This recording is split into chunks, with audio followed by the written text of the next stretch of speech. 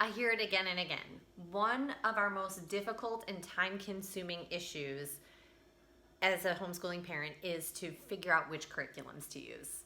In today's video, I'm going to share with you what science curriculum my family is using and also some tips on how you can put together your own curriculum at a very low cost. If this is the first time you're joining me, thanks for being here and welcome. On this channel, my goal is to help you make your homeschooling journey as enjoyable and stress-free as possible, and also to provide you with tips, advice, and curriculum reviews and ideas. If that sounds like something you're interested in, please hit the subscribe button and the bell. That bell will notify you each time that I post a new video. I like to call this community Life Schoolers because we learn through living. So Life Schoolers, let's get started.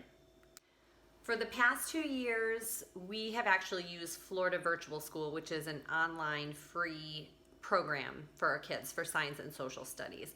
I'll put the links at the end for that video to show you a little bit about it, like inside the program, and also in the description below.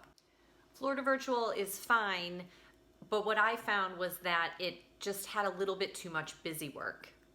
And that's why we are trying something else.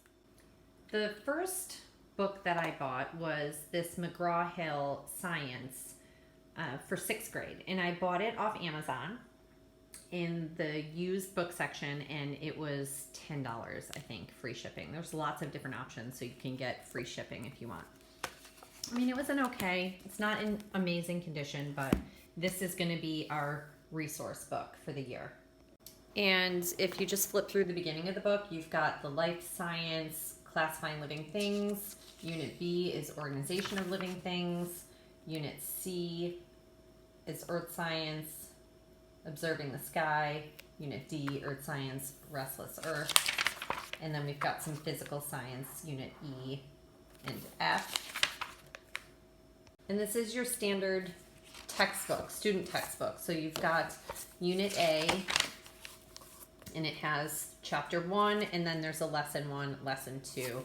And you'll see if you just page through here, I mean, it's pretty standard. And I'll be honest, I'll probably read this book from front to back, the whole thing, to my kids. And in addition to that, we'll look up YouTube videos, we'll go to the library and pick out books that kind of coincide with what we were reading. I mean, if we're interested. If not, we're just gonna move on. So far, I've spent $10 on this book, and there's tons of information in here. And if you can remember in school, when you were in middle school, if you were answering questions in the back of each chapter, at the end of each chapter, you probably had a notebook that you just opened, and then you had to write 1 through 5, and then you answered the questions written by hand. So you don't have to print anything out. You don't have to buy the workbooks that go with the textbooks if you don't want to. I mean, if you want to go with the full curriculum, fine, but otherwise you can just buy a textbook used off Amazon and go through the textbook and read it and do the questions at the end of each chapter. So that book could keep you busy all year. You don't need anything else. My girls still love animals, so we got a bunch of books from the library about sloths. We're going to talk about sloths also. We're going to do a little study on them. But you can do any animals. In fact, I have a stack of books here because my girls get books all the time from the library. Utilize your library. It is a wonderful place with tons and tons of books and resources. And also, just for the fun of it, we are going to talk about the human body. And I got a lot of different books, again, from the library, my favorite place, all on the human body. So those are a couple of the other topics we're gonna be talking about this year. We're gonna be doing the textbook, and like I said, I will probably read the whole thing just for the fun of it. And then we're gonna talk about animals, and we're gonna talk about the human body, and that is more than enough information for 2 elementary school students. Another book that's kind of neat is this Everything You Need to Ace Science in one big fat notebook. It's fun. This is a middle school one too, so you can look through it and you can read about certain topics, and then there's little quizzes at the end that you can answer. So sometimes if you just don't feel like doing a whole big science lesson or activity, you just read a page in this book and then answer the questions.